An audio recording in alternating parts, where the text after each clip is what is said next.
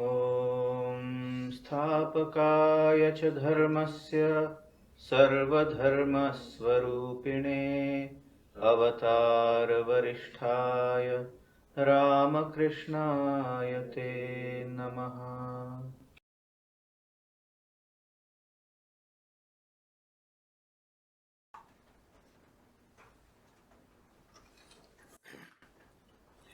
Dear friends, welcome back to the study of the 4th chapter of Bhagavad Gita. And during our previous discourse, we had told you we are today in such a stage of discussion where one of the most mysterious or mystical statement made by Krishna in the Bhagavad Gita will be discussed. I would need your undivided attention, and I will try my very best to make it understandable to you all to the extent I possibly can, based on robust common sense and a strong intellectual conviction. Let me prepare the background, because if the background is properly understood, the answer to this question will not take long to understand. What is the background? The background is, from the end of the 1st chapter, the whole of the 2nd chapter, and the 3rd chapter, if we see with a hindsight what has been said, we find such extraordinary man-making, character-building ideas have been placed by Sri Krishna to Arjuna, and through Arjuna to all of us, such ideas with a tremendous forceful authority and authenticity, as if that is the last word. It is but natural we, the listeners, we will slowly and slowly develop this question in our mind: where from this authority, this authenticity about the depth of wisdom of a subject known as spirituality, of which we do not know much about, where from does it come? And how come Arjuna thinks, he is my cousin brother. We are born almost of the same age group and we have been brought up the same way. How come he speaks with such authenticity, with such a depth of wisdom, and which emanates an invincible authority? How come? This is the question that assails Arjuna's mind, and this is the question that we should appreciate. Yes, this is a very viable, reasonable question. Where from this human, my cousin brother, Sri Krishna, gets this depth of wisdom, this authenticity, and this authority, as if he cannot be surpassed? What is this all about? And as I told you, the sign of an excellent teacher is when he explains and tries to solve the problems that comes in students' mind. In the process of explaining and answering to these questions, An excellent teacher can understand what are the logical questions will arise in respect to the answers that I am giving. That is an excellence of a teacher. Description of an excellence of a teacher who foresees the questions that may arise in the student's mind after listening to my explanations. And our Sri Krishna is an excellent teacher. So the 4th chapter starts on these lines. Sri Krishna has understood and evaluated what questions may arise in the reader's mind, and the mouthpiece of those readers is his cousin brother Arjuna. In anticipation of these questions being asked, he answers in advance. What does he say? Look, Arjuna, it is me who spoke about the secrets of this yoga methodology, which has two ends, Nisreyasha and Abhyudaya. Abhyudaya means excellence that can be achieved in worldly manner, prosperity, physical, emotional, rational, wealth-wise, reputation-wise, adoration, admiration-wise. That is what the world can give you, promise you.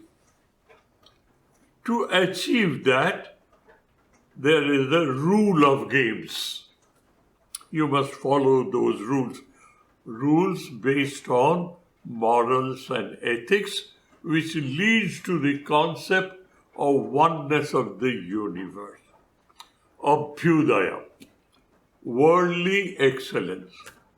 And Nisreshaya, there are people amongst us who have experienced this world in a very analytic, objective manner, and they are tired of this unending farce. This dream does please no more.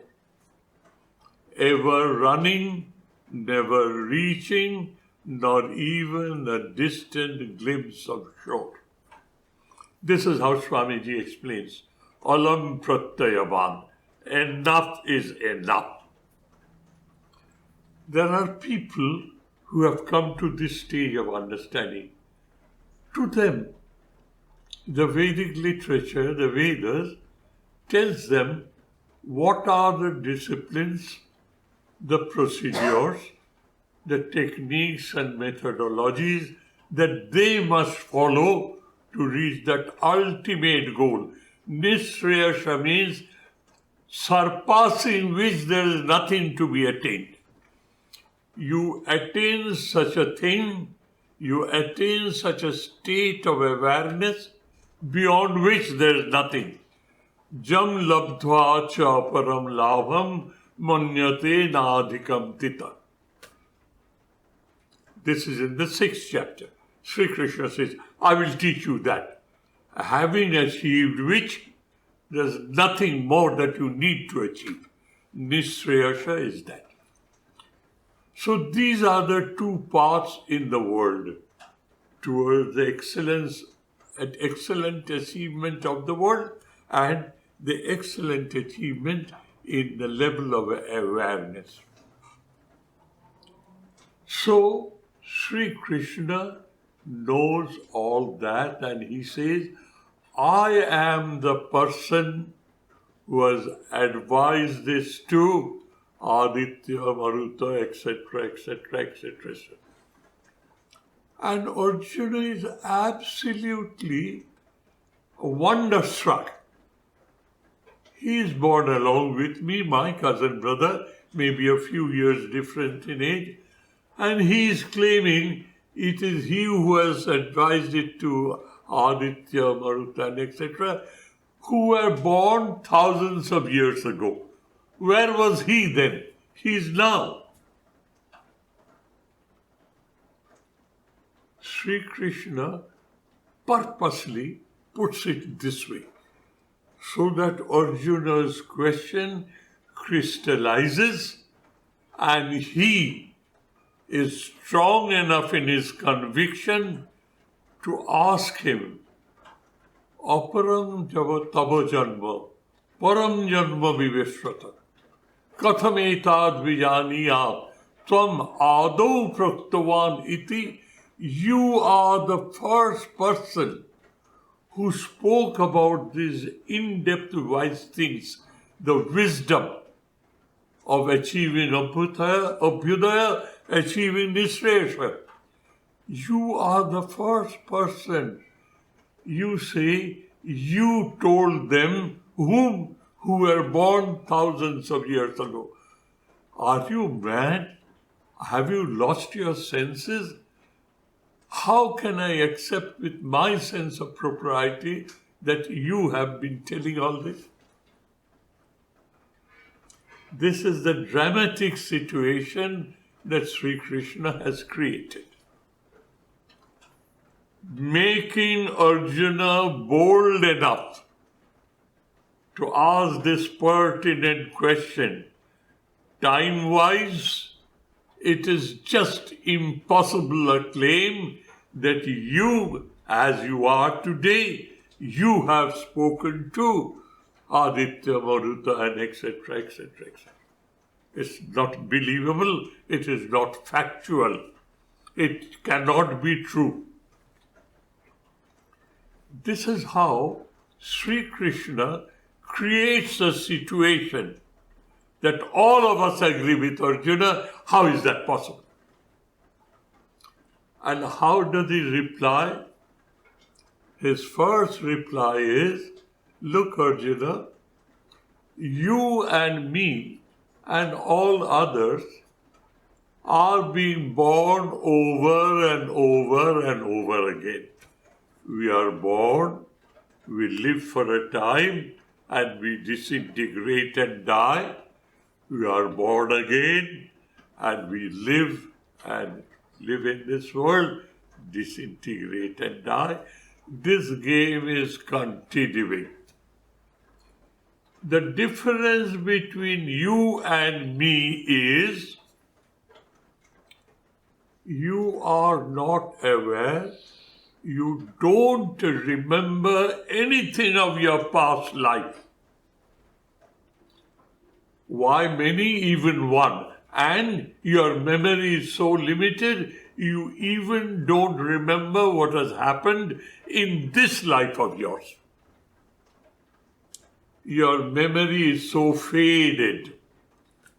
Whereas I know and remember all that has happened to me and all that is happening to you and will happen in future. I know the past, the present, and the future. So this is how the whole thing has been set up. It is almost dramatic. Now, what is the main question? The main question is being suggestively answered by Krishna. That look, though I appear to be a human being, just like you, but basically, intrinsically, essentially, there is a fundamental difference between you in this human form and me in this human form. There's a basic, intrinsic, fundamental difference between you and me, though we appear to be the same human being in a human form. This is how Sri Krishna starts. So once he has started, he has to carry on. So this is the shloka which is the crux of our understanding, and this is the shloka that we should pay our undivided attention, which is the subject matter of today's study. Shloka number 6, chapter number 4. Ajopi san, abhyayatma san, bhutanam ishwaropi san, prakritim sam adhishtaya sambhavami atma mayaya. This is the whole answer to the problem in 2 lines of this verse. What does it say? Let us first grammatically and literally understand what he has to say. Then with our limited intelligence, because our intelligence is limited by our capacity to understand, we don't have that infinite capacity to understand everything. A jiva, an ordinary human, is limited. His capacities, faculties are limited.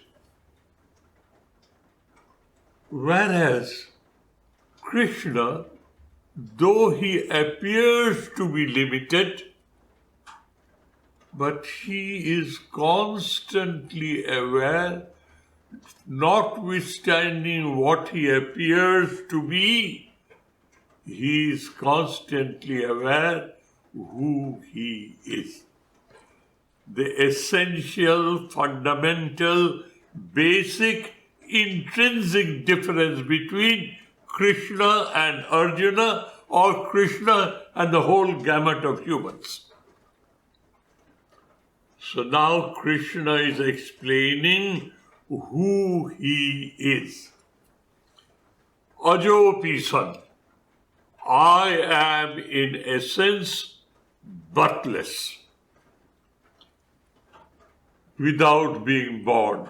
That is, time cannot define my existence. How do we define our existence?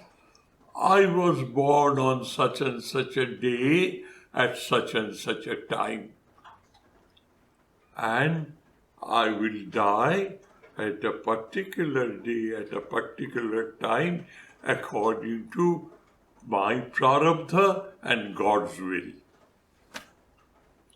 I am finite in point of time, whereas he is eternal in point of time.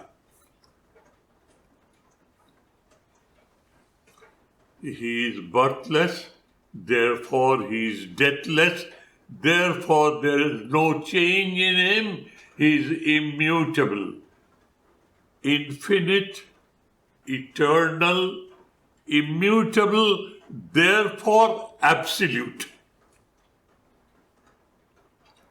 Ajopi san, that is what I am. Abhyaya atma, Bhya means change, mutation, withering away in time. Bhyaya is expense.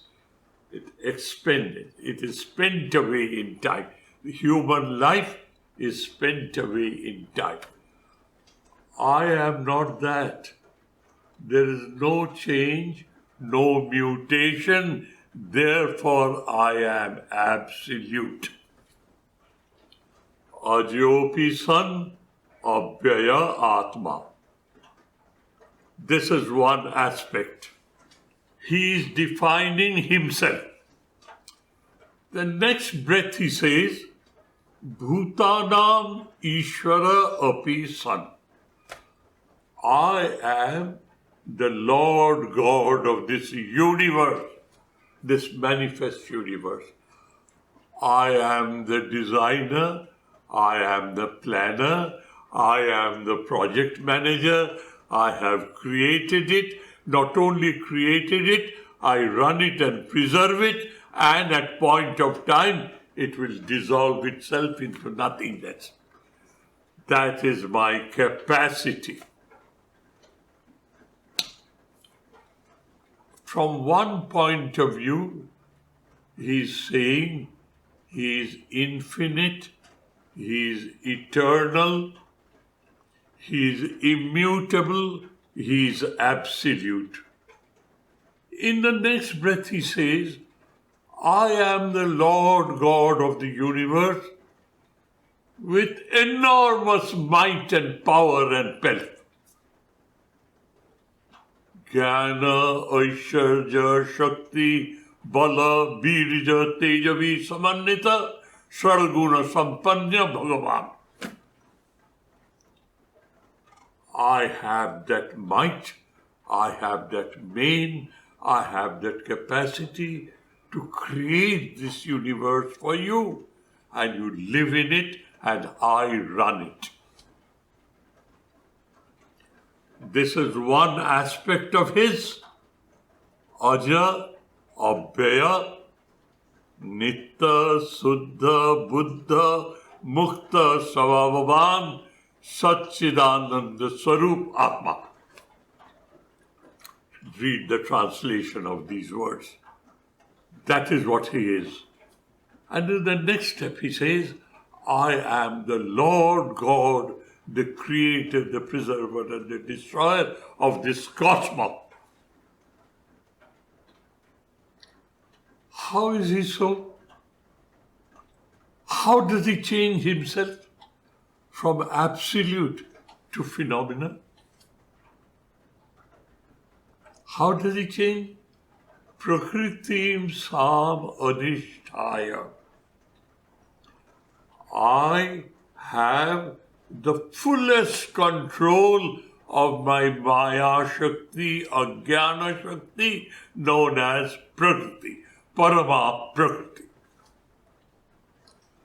I have that fullest control in me. With the help of that, Sambhavami Atma Mayaya. With my Maya Shakti under my control, I create myself. Your body is created because of your prarabdha, your karma phala, your unfulfilled desires. That is how your body is created, which is in the domain of Maya.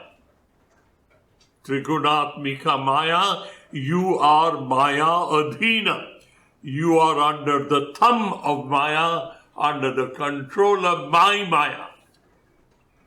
Whereas I am Maya Adhisha as well as Maya Atita. I am the ruler of Maya and I am beyond my Maya, the Absolute. So in 2 lines of this verse, he summarizes the stages of awareness a human being can achieve. Intellectually, you cannot explain away, oh, he has this Maya Shakti. With that Maya Shakti, he creates himself. His body, which has come into existence, is not because of his karma phala. It is Suddha, Sattik, Bhagavati, Tanu. He has created himself. Immaculate conception. But how can he then be the Lord God of the universe? So doubt here, the secret is very simple. At the same time, it takes away the covering of ignorance from your eyes. What is that? Let me see now. Who am I? What am I? as of today, or as I am constituted, I have fully identified myself or saturated myself with the idea I am Swami Sridharananda. This is my name. And all other information is in my passport. And moreover, whatever I have achieved from the worldly point of view in this world, this is my CV or my biodata. This is all that I am. I was born. I went through the 6 stages. Jayate, Asti, Vardhate, Viparinamate. Now I am in the stage of Apakshiyate, disintegrating and degenerating. And then I will totally disintegrate, known as death. This is what I am. I am under the thumb of, under the control of Maya. Maya Adhina, under the control of Maya. That is what I am. Now what does Nishreyasha teaches you? How to outgrow these limitations in a well-laid, planned, programmed manner known as spiritual disciplines. You outgrow yourself. And don't say you do not outgrow. Education is nothing else but outgrowing your limitations. As I give you a very broad example, I was born in a suburb in Calcutta. I knew I am a Calcasian, belonging to Calcutta. I grew, I was educated, that is, I gathered information, and then I said, I come from Bengal. I'm a Bengali. Then I educated myself. Bengal is a part and parcel of India. So I'm an Indian. All my past identities are there, but they've lost hold on me. I'm an Indian. I'm an Asian. And finally, I am a Homo sapien. I am a member of a society of humans all over the world, more than quadrillion in number. I am one of them. Am I not outgrowing my limitations? I have, by self-education, I have the capacity, the possibility, the potentiality of breaking my boundaries and identify in reality who am I. Ko ahamasmi, who am I?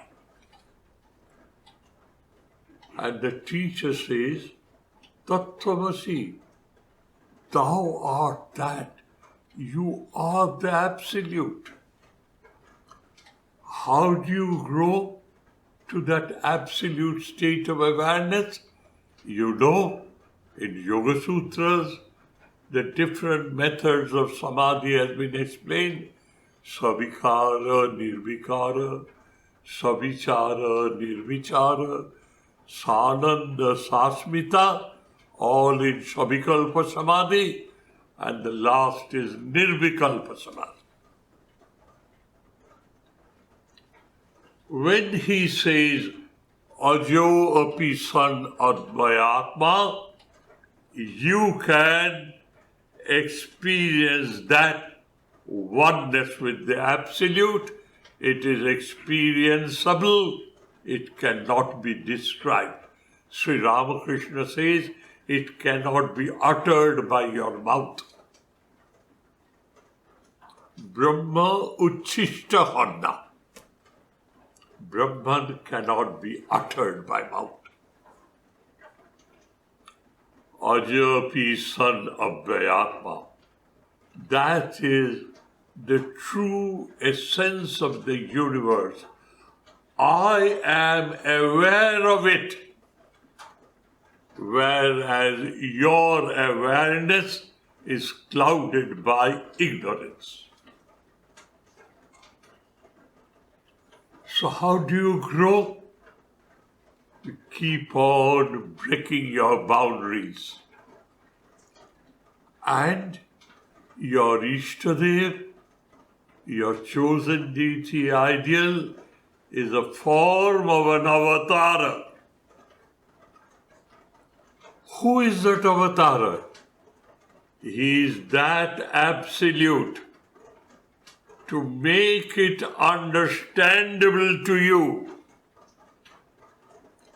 he takes help of his Maya, which is under his control. Ajnana Shakti, cosmic energy, which is known to you as ignorance of your true original nature. You are under the thumb of that.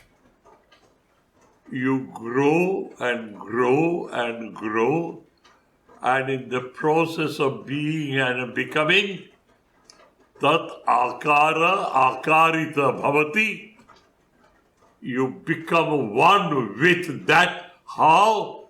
By saturating yourself with that idea, you become one with Lord God of the universe. And then thereafter, you take the last plunge, you merge with the divine. The last rocket puts you in the orbit. And you are one with the same. So when he says, I am absolute, I am immutable, I am eternal, I am infinite, I exist. Kasmin, he says, dear Lord, I know I am sitting in this room. The room is in this building. There is a concept of adhara adheya, where I am. Where does the Atma stay? Kasmin pratishtita. Kasmin Atma pratishtita. Where is it staying? Swe mahimne pratishtita. He lives on his own glory, on his own magnificence, on his own majesty. He doesn't need anybody. He is, that is why the world is. So dear, in this shloka, in the process of explaining to you the few stages of your awareness, first stage is you are Jiva Maya Adhina. You are under the thumb of Maya. A.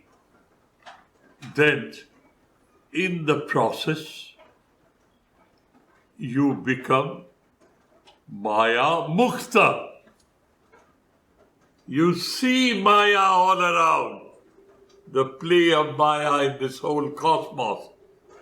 But Maya has lost the hold on you to charm you into her ignorance. Maya has lost his game. Sri Ramakrishna used to say, his parables are excellent, sometimes a little unpresentable or, I would say, unpresentable or not very polished. But it went to the core. A lady who is a married lady, a wife, somehow or other, Sri Ramakrishna says, somehow or other, she has lost her faith on her husband and is unfaithful and loves another person. But she wants to have it both ways. So keeps on serving her husband with all charm and etc. But her heart is not there. Heart has gone elsewhere. As long as the husband doesn't know the fact, he is influenced by the wife's services. The day he knows, would the charm hold? The day he knows that she is not faithful, all the charms that she was playing on her husband, she continues to play that charm, but does it have any effect on the husband? Husband has known the reality. Maya Mukta Purusha is like that. Sitting here, he sees the charm of Maya in the world. The best and the worst section of the section of the human society, all in the domain of Maya. Suddha Sattvic Maya, Param Tamasic Maya. He sees, but he is unattached. Maya has lost its charm. It is playing its charm all over, but that charm has no effect on the knower of Maya. This is Maya Mukta Avastha, Jivana Mukta Purusha. Then, when he goes further, he becomes so one with the concept of divine. Tasya sarvagyatta vijam, yah sarvagya sarvavit jasya jnanam ayattapa. In Mundaka you have read that. He becomes the divine in a human form. But because this body has come because of prarabdha, he has to live out his prarabdha, and when it falls off, he merges with the Absolute. As you read last time, Shakuni Namiva Akashe Jale Bari Charasya Jat Padam Jata Nadrishteta Tatha Jnana Vatam Gati. Just like a bird flying in the sky. It has flown through air, but you don't see any marks left behind. A fish in water swims. You don't know. There's no sign left. Similarly, a Jivan Mukta Purusha leaves this body and merges with the whole cosmos. That is Maya Mukta Avastha. Then he says, Bhutanam Ishwaropi San. I am the ruler, the creator, the preserver, the destroyer. I hold the destiny of this cosmos in my hands. He becomes one with that. And ultimately, by divine grace, he goes beyond and becomes one with the Absolute. This is how, dear, this shloka has to be understood. To sum it up now, from a very, very commonsensical point of view, that body of Krishna, that birth of Krishna, acts and deeds of Krishna till he casts off this body. All that has a total different connotation than mine. I am born because of my past karmas.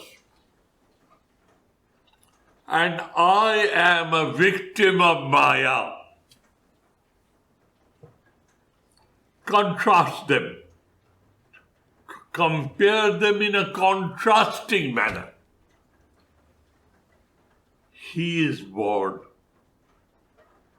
He has a body. I have a body. My body is a product of karma. What is his body for? Sa prayojana abhaveopi san. He has no personal axe to grind. He is not a victim of his past karmas because he has no karma whatsoever. For the hang of it, why is he born then? Bhuta anu jigrikshaya. Out of sheer compassion, anujigrikshaya.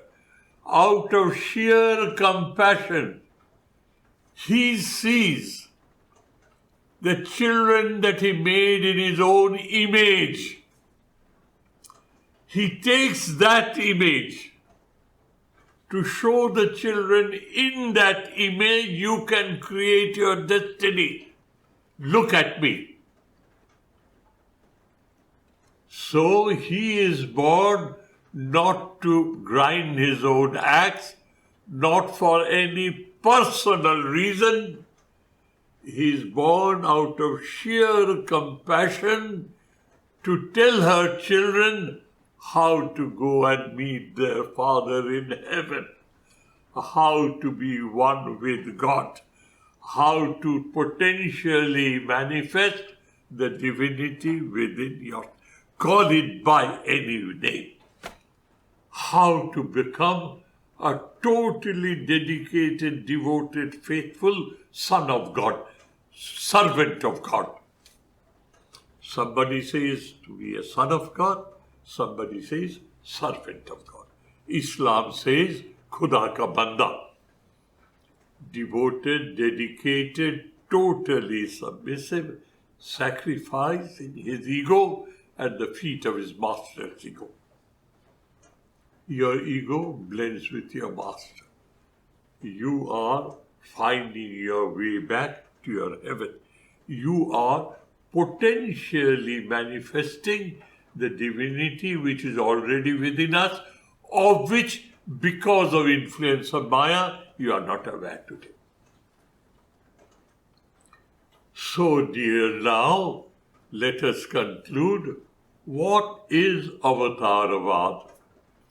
What is this concept? How did it arise? It has arisen because history has shown, history has recorded, tradition has passed on to us. There are humans born in the past, from the day we are sitting here and discussing. There are so-called humans who are born not as a biological process, as an immaculate conception, because their body must not be under the influence of the law of cause and effect. They create themselves. Sambhavami Atma Mayaya. I have created this body. I appear to you as a human frame, a human body. But I know who am I, what am I, which unfortunately you do not know. World has seen such personalities. Traditionally Rama, traditionally Krishna, but the technological advancement of human society by the process of carbon dating and finding out and discovering what the whole township of Dwarka is on the coastline of Arabian Sea and Western India, the Gulf of Kutch. The whole township is there. And we find in our recorded history, Krishna has said, this city which I have built will be engulfed by the ocean. And when they brought out pots and pans made of earth and etc., clay out, carbonated, they have been able to put with a certain margin the time that Sri Krishna was born. So slowly and slowly, those which were mythical, legendary, traditional, is coming within the domain of advancing technology, helping history. Krishna is now a historical figure, but when when I was a child, Krishna was a mythology. But Vrindavan was there. The dwellers of Vrindavan were by profession dairymen. All that is there, but we thought he was a mythological figure. Now, he sees that my children are going wayward. It is his creation, and he sees his children as himself. How can one see the deterioration of one's own self? Therefore, what is the motivation? Motivation is sa prayojana abhava api san. He has no personal act to grind. He is born because he wills to be born. He decides where he will be born. And his birth, janma, karma, chame, divyam. You will study the shloka, 9th shloka. My birth, that this body, my karma, the performance in the world, is dotanavan divyam, effulgent.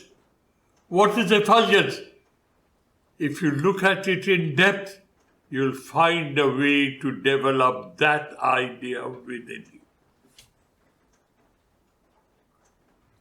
So out of sheer compassion, he is born, and he, Krishna himself mentions it here. Christ mentions it by his statement. He was born to Mother Mary and Father Joseph, like an ordinary human being. That is what he says.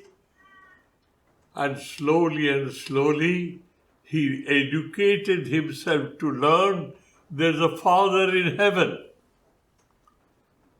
And by meditating on that Father in heaven, he experienced me and my Father are one. I am Atma Brahma. This is what Christ said. This is what Krishna says. Similarly, Rama had said such utterances, and his devoted servant Hanuman Swami is full of such statements in his life. And then we find in Sri Ramakrishna, he says, in Samadhi, when he is in that state, the level of awareness where through this body, which is Shuddha, Sattvic, Bhagavati, Tanu. Shuddha is absolutely 100% pure, no taint of anything. Sattvic means Sattva Utkarsha, excellence of Sattva Guna. Bhagavati means it is not born by biological interaction. It is born by the will of God. The process is he chooses who should be honored by being his mother, bearer of his. He chooses. And he takes a form of a human, but he's not human. This is the secret of Avatarvada.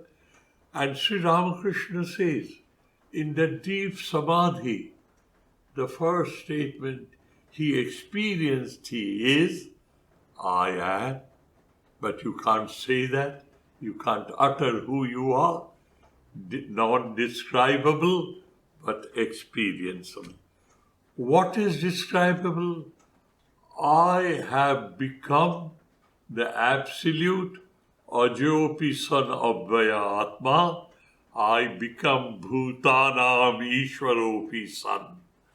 For your sake, so that with your 5 sense organs and your 4 faculties, rationality, emotionality, ingenuity, and willpower, you force yourself to educate, and you now understand what is the process. The absolute, because of being motivated by compassion, he accepts a body. Why? Without that body, you will not understand him.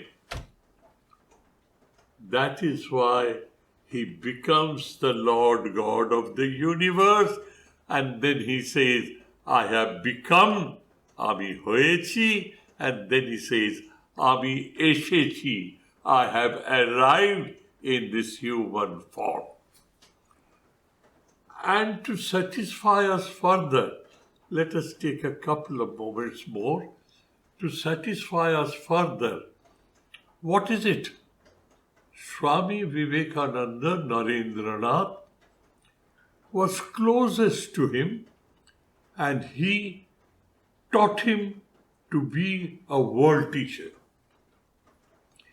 Gave him a bliss of that absolute wisdom, and they told him on his face, you have tasted that by mother's will. Now it will be under lock and key by the mother. Till you complete the mother's work, it will not be given to you. This was an interaction between Narendranath and Sri Ramakrishna. Now, while Sri Ramakrishna was almost passing out, Narendranath sitting next to him, he says, I am yet to understand who he is. What is he? He doesn't fit in the description of a mortal human being. No, he was not compelled by these human weaknesses. He's far above it. Neither does he say who he is, nor can I fathom him, who he is. If you could kindly tell me who he is now before he departs, I will be blessed. This doubt came into his mind. I wouldn't say doubt, question. Who is he? And he hears in a stentorian voice of Sri Ramakrishna, whose voice was choked because of malignancy of his throat. But Narendra hears with a scolding, Akhono tor abhishas, you are still doubting me? He who was born as Rama, he who was born as Krishna, it is who is born in this form of Ramakrishna. And he passed away. Ajopi san advayatma, bhutanam ishwaropi san, prakritim sam adhishtaya, sambhavami atma mayaya. Why? What for? The next shloka will tell you, Jada jada hi dharmasya glanir bhavati bharata abhyuthana vadharmasya tadatmana srijami aham. I create myself controlling my Maya Shakti with which I have created this cosmos, matter and energy. That is what I am. And what for? Paritranaya cha sadhunam, to protect who are nisriyasha vimukhi, who wants to be one with me. Vinashaya cha dushkritam, who under the influence of greed and passion runs a roughshod on the rules of the game of morality and ethics, dushkritinam. Those who run roughshod on the laws of morals and ethics to destroy their mischief. I am born over and over and over again as a required. This is the 8th shloka, the 7th and the 8th shloka. And in the 9th shloka he says, the purpose for you is understand each and every movement of mine and see what is the lesson that I leave behind in each and every movement of mine. And if you can do so, with the fall of your body, you will be away from it all. You will not be born again. Naeti, he doesn't follow the cycle of life and death. Mameti, he comes and merges in me. Well, we'll go along with this process. Thank you, my dear friends. Thank you ever so much. Om Shanti Shanti Shanti Harihi Om Tat Sat Shri Ramakrishna Arpanamastu.